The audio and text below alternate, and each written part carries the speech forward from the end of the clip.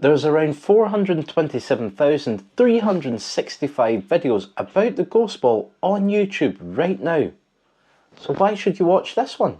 Because we're going to demonstrate it with laser beams. That's right, frickin' laser beams. Sharks with frickin' laser beams attached to their heads. No sharks, just laser beams. But it's still going to be cool. Anyway, if you want to understand more about the ghost ball, then you've come to the right place. And if you're currently using it and wondering why you're still missing pots, then I'll explain the two major flaws in this aiming method and how to correct them. So please keep watching. There's lots of different aiming methods out there, and while I'm not a big fan of these, I do accept that they will help some people. After all, we all learn in different ways. There are people who like to understand theory, some who are more visual learners, and others who are more scientific. So hopefully this video will help some of you. We're about to dive into how the ghost ball works, but please bear in mind that whatever aiming method you use, it should be seen as a temporary, short-term measure. When you watch good players, they're not manually calculating any contact points using some aiming system. They've learned the angle, so they become automatic. And we want to get you to that stage too. So let's go. If you've never heard of the ghost ball before, then it's actually pretty straightforward. Let's say we want to pot this ball in that pocket. To do that, we need to find the contact point on that ball. Let's make it really easy for ourselves and imagine that we've got a straight pot. If we stand in a straight line with the pocket and the ball, then we can clearly see where we need to make contact with. Let's place a cue ball there just now, and this is our ghost ball. To keep things simple, let's assume the contact point is always the same no matter where the cue ball is on the table. So if we're aiming from here, here, or here, we're always aiming to contact the same point. To demonstrate how this works, it's now time to get lasered.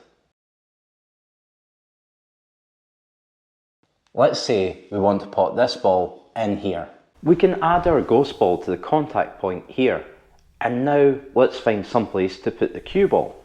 The theory of the ghost ball is when you're aiming at the object ball, you want to imagine you're making full ball contact with your ghost ball, and if you do this, you should pot the object ball. So with that in mind, let's put a laser right through the middle of the ghost ball. I'll put another cue ball on the laser line, but a bit further away, and that's where we want to pot from. If I remove the ghost ball, then what we should be able to do is play the cue ball along the laser line, and if we play it correctly, we should make the pot. And that's because doing it this way is the same as making a full ball contact with the ghost ball. And it works no matter where the cue ball is. That's pretty cool, right? Unfortunately, there are two things that stop this working on every shot. I'll start with the one that's a bit simpler to explain, which is playing with side spin. And playing with side spin actually does two things to try and mess up the ghost ball. The first is it pushes the cue ball off its natural path. You can see if I hit the centre of the cue ball straight up and down the table, it will travel over the line. If I play it with left spin, the cue ball deflects to the right, and right hand spin makes it deflect to the left. That means if I aim for the ghost ball and play right hand spin on this shot, you can see I cut it far too thin. So by pushing the cue ball off its natural path, the first problem with playing with side spin is that you actually have to aim at a different point other than the ghost ball. However, the headache doesn't end there. Side spin actually changes the point that you want to hit on the object ball, and I'll show you an example just now. Look at this shot. I want to pot the yellow ball in this pocket, but I can't see enough of the ball. If I hit what I can see, I miss the ball by a long way on the left. But there is a way to pot this ball. What I can do is play left hand spin on the cue ball. Now remember, left hand spin will make the cue ball deflect to the right, so I'll probably end up hitting there and missing it by even further. However, and here's a heavy bit of science for you, the cue ball doesn't just make contact with one point on the object ball. If you put left spin on the cue ball, it's rotating like this. When it comes into contact with the object ball, the initial contact is here, but the spin throws it away to the right, which means we can now make this pot. Now, that was the easy part to explain. If you're still with me, then strap yourself in because this part is going to blow your mind.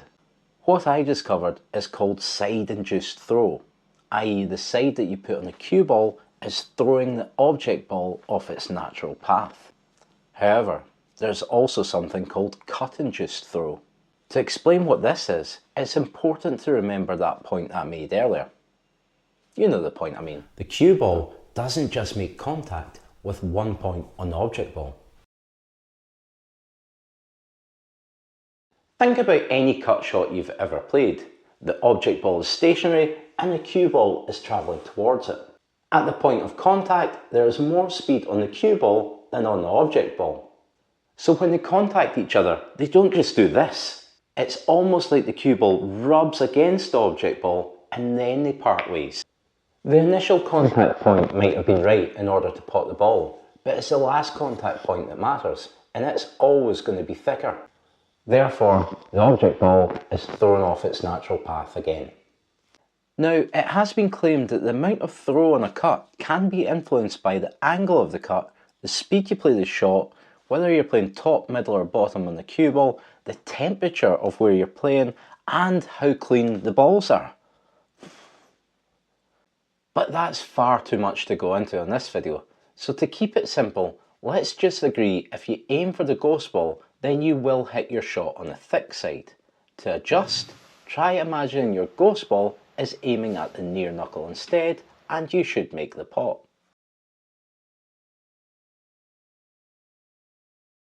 That's how to allow for cut-induced throw, but I never mentioned how to allow for side-induced throw.